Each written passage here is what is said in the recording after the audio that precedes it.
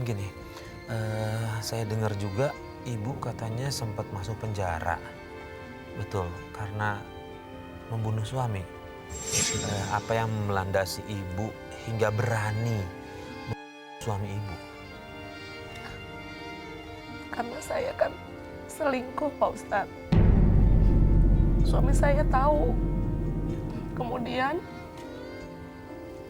suami saya itu mau membunuh saya. Kita terjadi pertengkaran pada saat itu. Cuma ternyata pisau itu malah menusuk ke suami saya. Deketan dong sini, aku kangen. Iya sayang. Ada apa sih? Sayang, tapi aku khawatir nanti kalau suami kamu tahu bagaimana tentang hubungan kita ini. Udah, tenang aja. Ngapain kamu mikirin suami aku? Dia tuh sekarang lagi keluar kota. Lagi ngurusin usahanya. Udah, sekarang malam ini kita berdua lagi happy. Kita nikmatin malam ini. Kamu sungguh serius? Iya, aku lagi ngumpulin uang banyak. Jadi kalau uang udah terkumpul semua, kita keliling dunia, kita keluar negeri, kita kabur, kita bawa uang semua. Suka kan? Makasih. Kamu makin cantik kalau begitu. Aku cinta sama kamu. Loh, apa ini? Mas, kapan pulang, Mas? Siapa dia? Siapa dia? Biar aku jelasin ya, Mas ya. Gak usah. Lo siapa lo? Hah? Lo masih mau datang ke rumah gue? Jangan, Mas. Aku bisa melakukan semua ini karena dia memilih aku. Mas, Jadi gini maksud kamu ya? Mas dengerin penjelasan aku, Enggak. Mas. Semuanya nggak usah kamu jelasin lagi. Semuanya udah jelas. Aku udah lihat semuanya kelakuan kamu ya. Kurang ajar kamu ya. Istri macam apa kayak kamu? Maksud apa datang ke rumah gue? Mas, jangan. Maksud apa yang datang ke rumah gue? Mas, hentikan, Mas. Jangan lo. Pergi nggak lo? Pergi! Mas, Apa lo? Enggak! Gak usah kamu sebut aku mas lagi ya. dengerin Gak usah penjelasan. kamu sentuh aku lagi ya. Dengerin penjelasan Enggak, aku. enggak ada yang perlu aku dengarin lagi. Aku udah lihat semua kelakuan kamu ya. Salah paham semua, Mas. Aku Enggak. cinta sama kamu, Maksud Mas. kamu apa? Mas, Ajar kamu ya. Mas, Aku udah perjuangkan semua sama kamu. Tapi kamu kayak gini sama aku ya. Mas dengerin penjelasan aku, Mas. Aku sayang padamu. Mas, jangan, Mas. Jangan, Mas. Sadar, Mas. Mas, Kamu harus kamu malam ini. Enggak. Mas, sadar. Kurang ajar kamu ya. Lepasin, Mas. Kelewatan kamu ya. Kamu harus malam ini juga. Jangan. Ampun, Mas. Ampun. Mas. Mas. Mas. Maafin aku, Mas. Maafin aku. Ya Allah. Mas.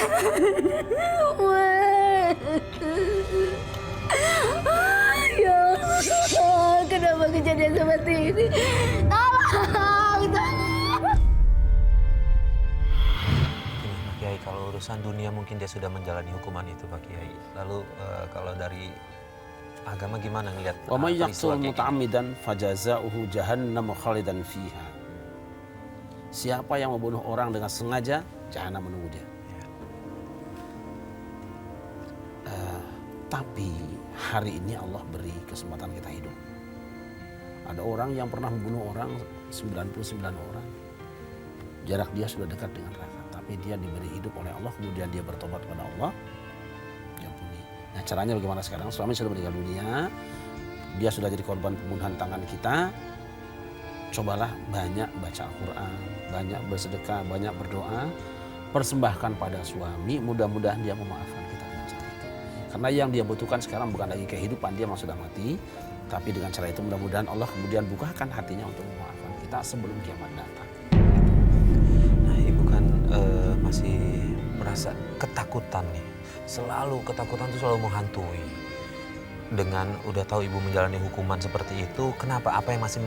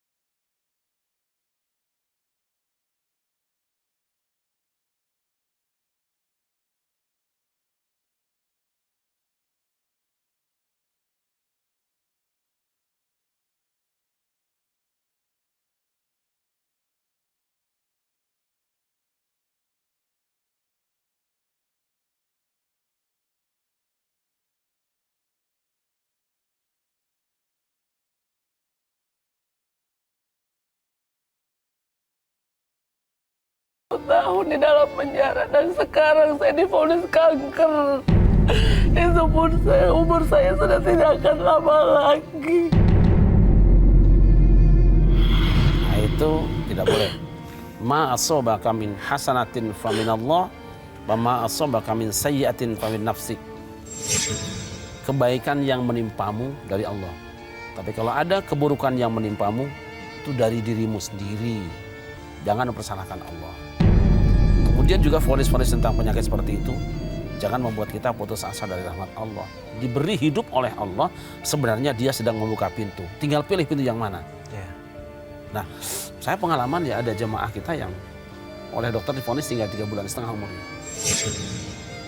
Saya berikan kitab munajat, yang punya hidup itu bukan dokter. Dia sudah mengamalkan ilmunya. Dengan sunnatullahnya dia sudah melakukan itu. Tapi ada satu lagi, amrullah. Perintah dadakan dari Allah. Ketuk pintunya. Alhamdulillah sampai hari ini lebih dari 5 tahun masih sehat. Dan tidak ada penyakitnya. Baca kitab munajat, kitab doa yang ada dalam Quran, sampai selesai. Jangan pernah buruk sangka dengan Allah. Baik sangka saja. Allah sedang manggil kita dengan sakit itu. Coba kamu kesini ngomong sama aku. Jangan bilang Allah ngusir aku. Bukan ngusir. Dia sedang colek kita. Kesini mendekat. Ya, baca doa.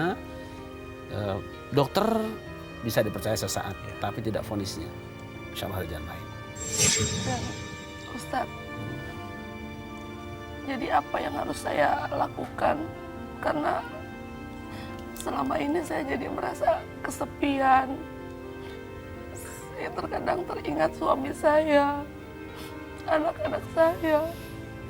Ada orang-orang yang justru ingin menyendiri karena dia tidak mau terganggu dengan yang lain, tapi ingin dengan Tuhan saja. Rabi'ah Adawiyah, dia tinggalkan semua kehidupannya. Dia tinggalkan orang banyak, dia menyendiri di satu ruangan.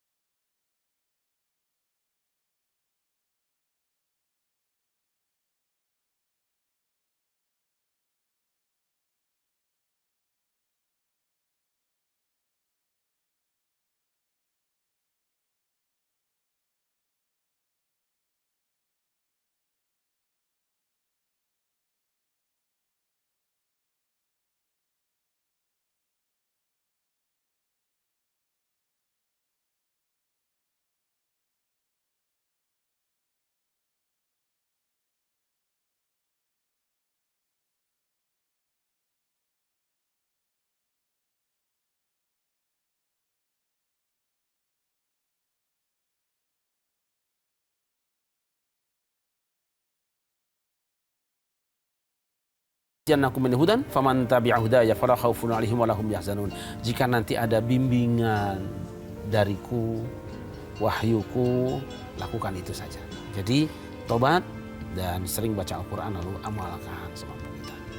Ada nggak doa yang lebih spesifik Pak Kiai mengenai biar kita nggak bisa diganggu di sama jin? Bacalah surah Al-Baqarah. Baca surah Al-Baqarah karena kalau surah Al-Baqarah dibaca di satu rumah, dia tidak akan dimasuki oleh sihir, tidak akan dimasuki oleh jin. Oke, mungkin gini Pak Kiai, ada pesan terakhir nggak mungkin buat ibu ini dengan pemirsa di rumah yang masih berkawan dengan jin nih? Ya. Pertama saya ingin ingatkan kita semua bahwa rumah tangga akan bahagia asal tidak menjadikan harta benda sebagai ukurannya. Yang kedua, rumah tangga akan bahagia kalau saling menjaga dan saling setia, awas orang ketiga. Orang ketiga itu bisa saja teman suami, bisa, atau bisa juga teman kamu yang dulu. Hati-hati itu. Dan yang paling penting, jika pada satu saat kamu mengalami kehancuran, rumah tangga, ekonomi atau apa saja, jangan lupa ya kembali pada Allah. Banyaklah istighfar, terutama membaca doa Adam dan Hawa. Rabbana zalamna anfusana wa illam taghfir lana wa tarhamna lanakunanna minal khasirin. Kalau akan khusus kau baca menjelang waktu subuh, waktu sahur, bacalah di situ karena Allah mengatakan wabil ashari hum yastaghfirun, pada waktu sahur kau beristighfar. Jam 4 pagi baca istighfar, insya Allah semua masalah ekonomi diselesaikan oleh Allah. Asal tidak mendikte Allah aja. Kalau yang terakhir nih Pak Kiai, saya sih mohon minta bantuan Pak Kiai. Karena dari tadi ibu ini memang selalu berkeluh kesah, selalu merasa ketakutan, selalu ada yang menghantui. Ada doa khusus nggak buat Bu Mariati Pak Kiai? Ya, Yasin qalbul Quran. Kata Nabi, surat Yasin itu hatinya Al-Quran. Jadi kalau hatimu luka, hatimu berduka, tempelkan dia dengan hati Quran. Lengkapkan dia, baca surat Yasin, insya Allah tenang. Baik, terima kasih. Gimana Ibu Mariati? Alhamdulillah sudah Ya, sedikit. walaupun nggak semuanya plong ya, Iya. tapi sudah bisa berkurang. Ya, setidaknya siapa yang dikatakan Pak Kiai tadi harus dicoba diamalkan. Ya itu baru resepnya diterima. Ya. Kapsulnya kan belum diminum, minum Betul. di rumah. Ya. Bismillah ya, mudah-mudahan semuanya bisa terlewati ya. Baik, terima kasih Pak Kiai, terima kasih Bu Mariati. Dan pemirsa, sampai di sini tawakal. Mudah-mudahan kisah dari Ibu Mariati ini bisa kita ambil hikmahnya dan dijadikan pelajaran untuk kita ke depannya untuk jauh lebih dekat lagi dengan Allah dan kita lebih banyak bertawakal kepada Allah Subhanahu wa taala. Saya Farid Hasan undur diri. Wassalamualaikum warahmatullahi wabarakatuh. Waalaikumsalam.